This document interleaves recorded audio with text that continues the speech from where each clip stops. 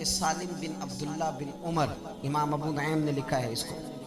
حضرت سالم بن عبداللہ حضرت عبداللہ بن عمر کے صاحبزادے، اور جو تسلسل آ رہا ہے نا صوفیاء کا، اس جماعت کے سرخیل ہیں، اہل ذکر تھے، اہل وجد و سرور تھے، کیفیات والے لوگ تھے۔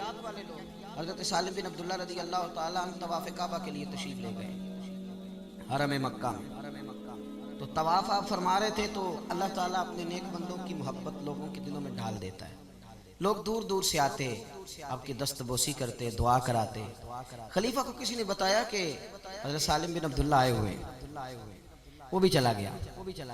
اور جب اس نے دیکھا نا بڑا رش ہے تو وہ انتظار کرنے لگا۔ حضرت طواف سے فارغ ہوئے، 8واں استلام جب کر لیا تو آگے بڑھا، ہاتھ ملایا، کہنے لگا جی میں گورنر ہوں، خلیفہ ہوں مکے کا۔ اب نے فرمایا تو میری باتوں کی سمجھ آ رہی ہے آپ حضرات کو؟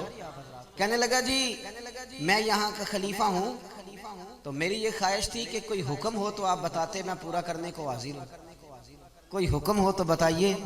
تو حضرت سالم بن عبداللہ رضی اللہ تعالیٰ عنہ اس کا چہرہ دیکھا تو فرمانے لگے کس نے گورنر بنایا تجھے؟ تو بڑا بیوقوف آدمی ہے، تو بالکل تجھے خیال ہی نہیں آیا، تو کیا کہہ رہا ہے؟ وہ کہتے ہیں پہلی دفعہ کسی بندے سے ملاقات ہوئی تھی، میری بھی ٹانگیں کانپنے لگی، یہ شخص کہاں سے بات کر رہا ہے؟ خودداری ایک بڑی اعلیٰ چیز کا نام، کس نے تجھے گورنر بنایا؟ کہنے لگا حضور کیا ہوا؟ فرمانے لگے یار تو بڑا ہی بیوقوف ہے، تو کیا سمجھتا ہے مجھے کہ اللہ کے گھر میں آ کے بیت اللہ شریف کے دروازے کے سامنے کھڑے ہو کے یہاں آ کے بھی میں دنیا داروں سے سوال کروں گا، یہاں آ کے بھی میں لوگوں سے مانگوں گا؟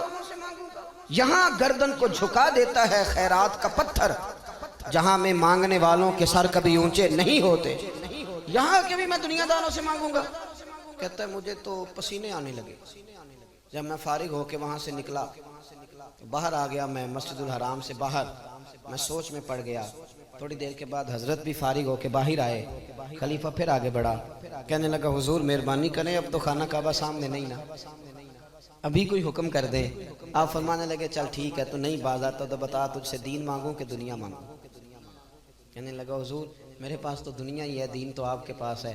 تو آپ فرمانے لگے جا پھر اپنا کام کر، دنیا تو میں نے اس سے کبھی نہیں مانگی جس نے دنیا بنائی ہے، میں تو اس سے بھی اس کا فضل ہی مانگتا ہوں، تو مجھے کون سا رستہ دکھا رہا ہے؟ میں نے اس سے نہیں کبھی دنیا داری کا سوال کیا، دنیا کا مال، تو کون سا رستہ؟ خودداری اختیار۔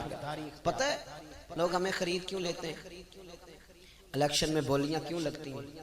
اس لیے کہ کہیں نہ کہیں ہمارا کوئی ریٹ ہوتا ہے، کہیں نہ کہیں ہم الجھ جاتے ہیں، کہیں نہ کہیں ہم خرابی کرتے ہیں، پھر ہمارے ریٹ لگنے لگتے ہیں، پھر لوگ سمجھتے ہیں کہ کسی نہ کسی مقام پہ جا کے کسی نہ کسی شخص کو ہم نے قائل کر ہی لینا۔ دوستو بالخصوص نوجوانوں یاد رکھنا، جو لوگ محنت کے ساتھ آگے جاتے ہیں انہیں کم گرایا جاتا ہے۔ وہ اقبال کے بیٹے نے کہا تھا کہ ابا جی آپ تو لندن میں ہیں، مجھے پیسوں کی ضرورت پڑ گئی، اجازت دیں تو تھوڑا سا کسی سے قرضہ لے لوں، آپ کے نام پہ قرضہ لے لوں تھوڑا سا؟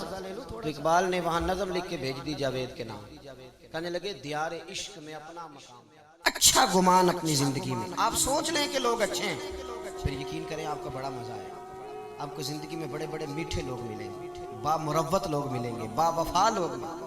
اخلاق اگر آپ نے شروع کرنا ہے تو سب سے پہلے ذہن سازی کریں، اور یہ بات لکھ لیں دل کی تختی پر کہ جب آپ اچھا سوچتے ہیں تو پہلا نفع یہ ہوتا ہے کہ رب آپ کے دل کو سکون عطا فرماتا ہے، اللہ آپ کو راحت دیتا ہے جب آپ اچھا سوچتے ہیں۔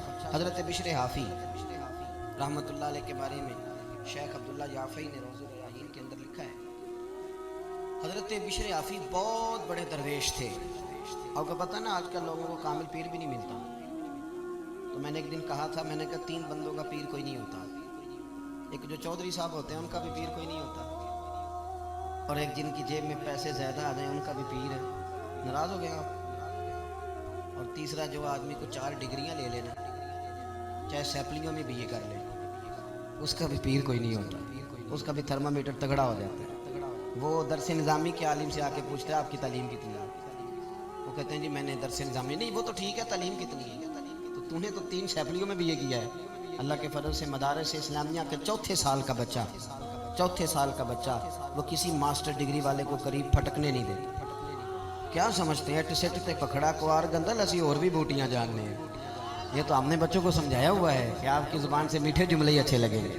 آپ میری بات پر توجہ کریں، حضرت بشر حافی بہت بڑے شیخ تھے، امام احمد بن حنبل جیسے لوگ ان کی عزت کرتے، توقیر کرتے، اکرام کرتے، ان کی محفل نور کی حاضری دیتے، لیکن سارا بغداد قدر کرتا۔ ایک تاجر تھا بغداد کا، وہ کہتا مجھے نہیں بابا اچھا لگتا جی۔ وہ آپ کو کیوں نہیں اچھے لگتے؟ کہنے لگے وہ جمعے والے دن نا جماعت کے ساتھ نماز پڑھتے ہیں پر باقی نماز پڑھتے نہیں اور گھر چلے جاتے ہیں، لو کر لو بات۔ بہت سارے لوگوں کو شکوہ ہوتا ہے کہ ہمارا امام جو ہے وہ عصر کی سنتیں پہلی نہیں پڑھتا اور عشاء کی پہلی سنتیں نہیں پڑھتا۔ تو میں کہتا ہوں جس چیز کو رب رسول نے فرض نہیں کیا آپ کیوں کرتے ہیں؟ پڑھنی چاہیے انہیں، خیر کی بات یہی ہے، عمدہ بات یہی ہے۔ اور اتنی زیادہ تنقید، اتنی زیادہ، اور سارے فیصلے دوسروں کے لیے کر لیے نیک ہونے کے۔ وہ کہتے ہیں جی وہ بابا جی نا فرض پڑھتے تھے جماعت کے ساتھ تو باقی نماز جماعت کے ساتھ نہیں پڑھا کرتے تھے، چلے جاتے تھے تو مجھے اچھے نہیں لگتے تھے۔ لوگوں نے مجھے سمجھایا کہ اللہ کا نیک بندہ ہے، بڑے بڑے علماء اور ذی شعور لوگ قدر کرتے ہیں اور آپ کا یہ حال ہے۔ کہتا ہے میں نے ایک دن سوچا کہ میں پتہ تو کروں بابا جاتا کہاں ہے ویسے جمعے والے دن، اتنی جلدی کاہے کی؟ کہتے ہیں میں نے ان کے ساتھ نماز جمعے کی ادا کی ایک ہی صف میں، حضرت بشر حافی سلام پھیرا، دعا بھی نہ مانگی اور اٹھ کے نکل گئے۔ کہتے ہیں جب وہ چلے تو میں بھی پیچھے چلا، ایک نان بائی کی دکان پہ پہنچے تو چند نان خریدے۔ میں نے کہا خو پیر صاحب کو بھوک نے ستایا تھا، وہ تو روٹی کی خاطر سنت اور نوافل چھوڑ دی۔ پھر وہ آگے بڑھے اور ایک ہوٹل سے انہوں نے کباب خریدے۔ میں نے کہا خو دیکھو ان کی عمر دیکھو اور ان کے ذائقے دیکھو۔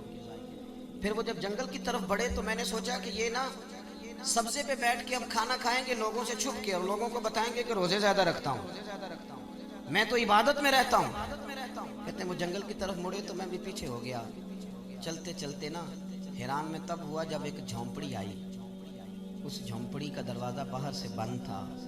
بوڑھے شیخ نے اپنے کانپتے ہاتھوں سے وہ دروازہ کھولا اور جب انہوں نے پردہ ہٹایا تو چارپائی پہ ایک بوڑھے بابا جی جو فالج زدہ ہے، مریض ہیں، وہ لیٹے ہوئے تھے۔ کہتے ہیں حضرت شیخ نے کھانا ایک کونے میں رکھا اور دوڑ کے پہلے بابا جی کو سیدھا کیا اور پھر جھٹ سے پیالے میں پانی لائے اور اپنے امامے کا پلو پانی میں ڈال کے تو بابا جی کا منہ صاف کیا۔ بابا جی کو بٹھا کر کے نا تو پہلا لقمہ توڑ کے ان کے منہ میں ڈالا۔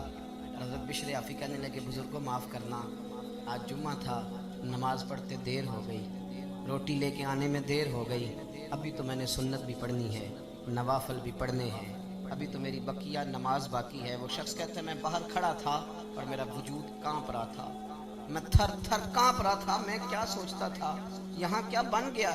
حضرت بشر حافی رحمت اللہ تعالیٰ علیہ کہنے لگے معاف کرنا، تو بوڑھے بابا جی کہنے لگے بشر 14 سال ہو گئے یار، میرے تو اپنے بھی مجھے چھوڑ گئے، 14 سال ہو گئے، روز روٹی لے کے آتے ہو، میں زندہ لاش ہوں، کب تک بیمار رہوں گا، کب تک آتے رہو گے، اب بس بھی کرو نا۔